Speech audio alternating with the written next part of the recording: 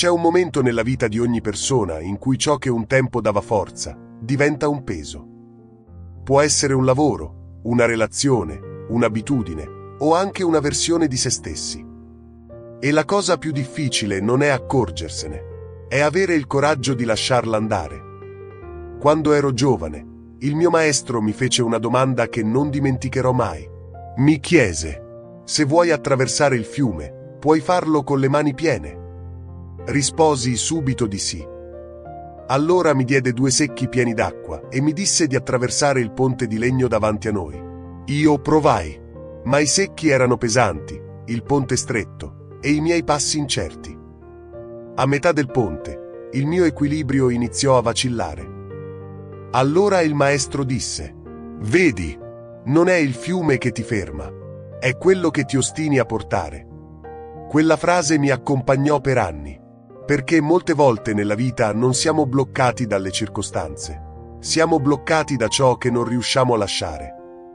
Conosco persone che restano a svolgere lavori che le spengono lentamente, non perché non possano andarsene, ma perché hanno paura dell'ignoto. Altri rimangono in relazioni che non nutrono più l'anima, convinti che andarsene significhi fallire. Ma trattenere qualcosa che ha finito il suo tempo non è fedeltà, è paura.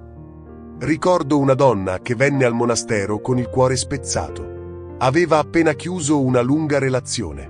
Mi disse: mi sento in colpa, come se avessi abbandonato qualcosa di sacro. Allora io le chiesi: la relazione stava ancora crescendo con te?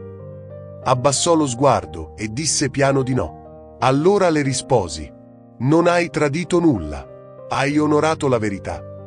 Lasciare andare non significa disprezzare ciò che è stato, significa riconoscere quando il suo ruolo nella tua vita è terminato. Ogni stagione ha un senso, anche la fine. La natura lo insegna ogni anno. Le foglie cadono in autunno, non perché l'albero fallisce, ma perché è così che si prepara a rinascere. Se le foglie si rifiutassero di cadere, l'albero non potrebbe mai rifiorire.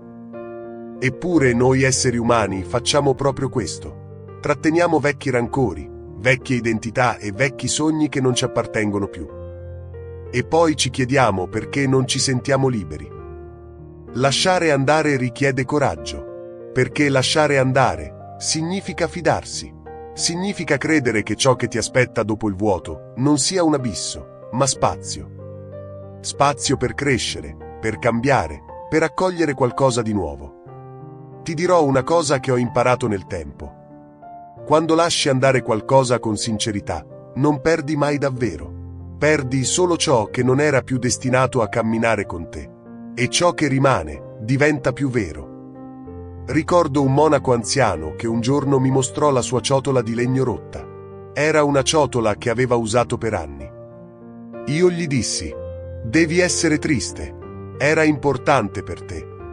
Lui sorrise e rispose: era importante quando serviva. Ora è solo legno. Non c'era tristezza nella sua voce, solo accettazione. Ed è lì che ho capito. Il dolore non nasce dal lasciare andare, nasce dal resistere a ciò che deve cambiare. Quindi ti chiedo: cosa stai portando con te che ti sta rallentando? Un'abitudine che ti prosciuga? Una relazione che non ti nutre più? Un'idea di te stesso che non corrisponde più a chi sei diventato? Non ti dico di lasciare tutto, ti dico solo di guardare con onestà e di chiederti: questo mi fa ancora crescere? Se la risposta è no, forse è arrivato il momento di liberarlo. Senza colpa, senza rabbia e con gratitudine, perché solo creando spazio può arrivare qualcosa di nuovo. La libertà comincia sempre da un piccolo gesto. Fino ad allora, ricordalo, non è perdere, è fare spazio. Se questo messaggio ha risuonato in te, metti like al video, iscriviti al canale e scrivi nei commenti ciò che porterai con te.